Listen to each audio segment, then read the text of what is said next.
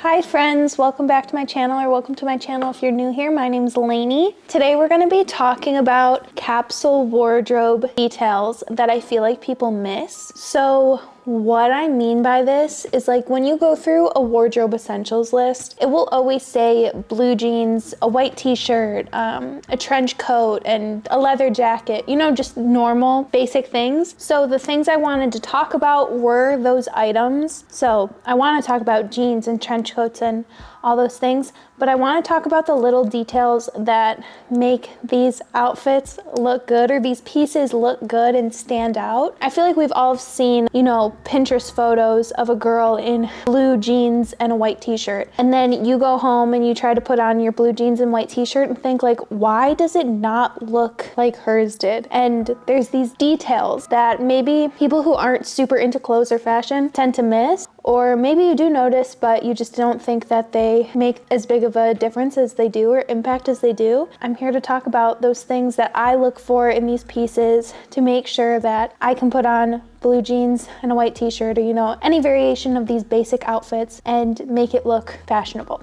Let's start off with jeans. With jeans, obviously, they have a lot to do with your body type and what you decide flatters your body the most. I'm not going to tell you to only stick to wide leg jeans or skinny jeans, you know, like an ankle crop jean or a mom jean or whatever. That is for you to decide. Also, the wash is for you to decide. Personally, I like a low rise dark denim, and I would say if you're going to invest in a pair of jeans, make them non-distressed, because there's just a lot more ways to dress them up, dress them down, and they look a bit more like timeless. Debatable. Something I will say on any pair of jeans, no matter the cut or fit of them, is looking at the butt pockets. If you get a butt pocket that is smaller, it is going to make your butt look bigger. And if you get butt pockets that are bigger, it's going to make your butt look smaller. So that's for you to decide if you want your butt to look bigger or smaller. I like a middle of the range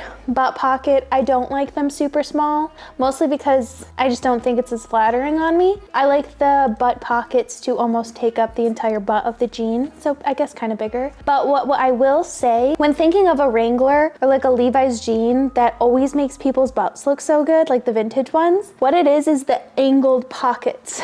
So if you look for a pair of jeans, angled pockets on the butt, they will make your butt look so perky, and your jeans will look like they fit so nicely.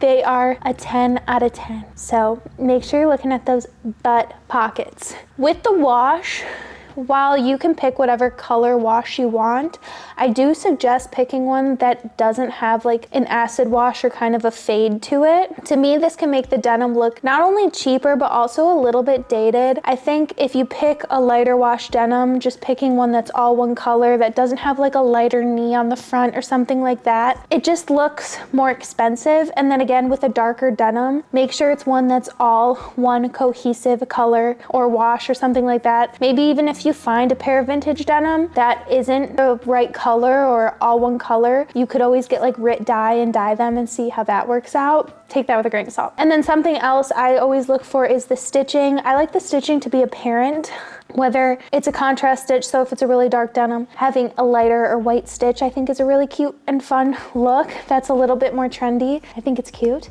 And then also, if it's a lighter denim or something, or even a darker denim, it can have like a brown stitching, like a Levi's, and that makes it look a little bit more expensive. A lot to think about with jeans, I know. And I would show you pairs on, but nothing fits me right now because I'm 9 months pregnant. It might feel like I've been 9 months pregnant forever, but it's because I'm pre-filming like crazy.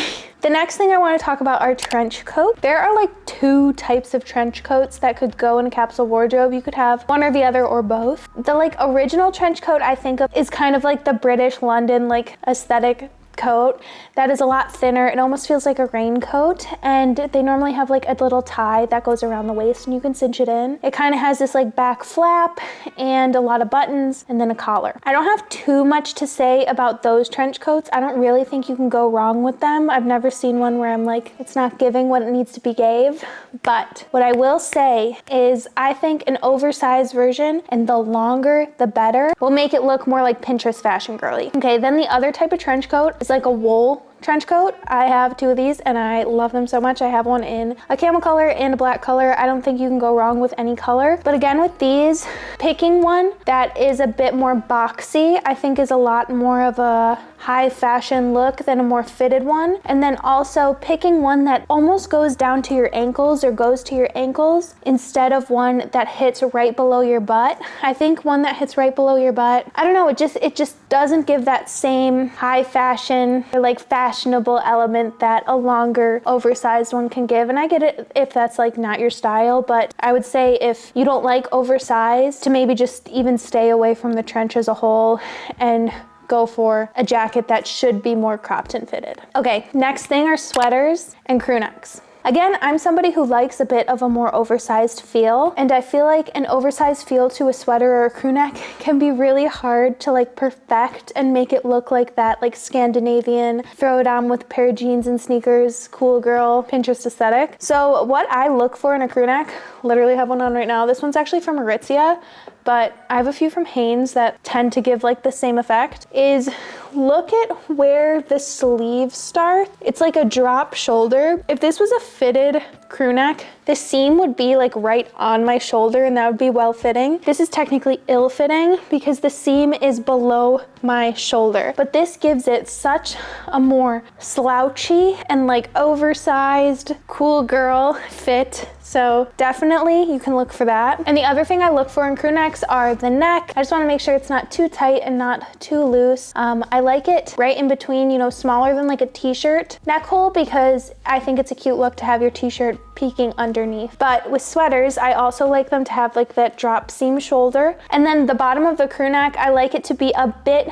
tighter, so it's almost more little balloon-like, and you can kind of like slouch it up and still like show, you know, your butt of your pants without like just being in a dress, because this crew neck does go below my butt. The waistband keeps it up a little higher. So then with a sweater, I like to think of the same things with the collar, the waistband, and the drop shoulders, but then I also like to think about the sleeves on them. A sweater, I like the sleeves not to be cinched at the wrist. I like them to be a wider sleeve. I think this makes the sweater just look a lot more expensive. But if I do have like a balloon stitch sweater, I think a longer one, so instead of like this long, it would be like double and cinched in, is a really, really cute look, and again, makes things look a little bit more expensive. Okay, next thing I want to talk about are knee-high boots, black leather knee-high boots, because these are always on capsule wardrobe checklist. I've talked about this in a few videos. Whether you're looking for a heeled black knee-high boot or a flat one, the first thing I like to look at is the top of the boot, and I want it to be straight across. I personally don't want it to be curved up or down, because that just adds a little bit more of a Western feel. And if I want a Western feel, I'm gonna wear a true cowboy boot. I'm not gonna put on my black knee-high boots. I want them to be a bit more chic and like classic looking. The next thing is I want the leather to be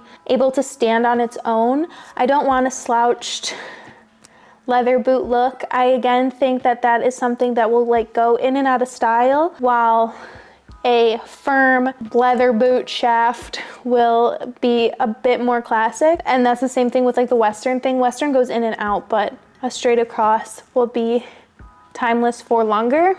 And then for the toe of it, I would, if you're investing in a pair of black boots and these are gonna be the black boots for like the rest of your life, I would stay away from a like true pointed toe boot and a square toe boot. Those are just trendy. Yes, they come in and out and in and out, but I would stick to something not perfectly round, but somewhere in between. I'll add some photos here.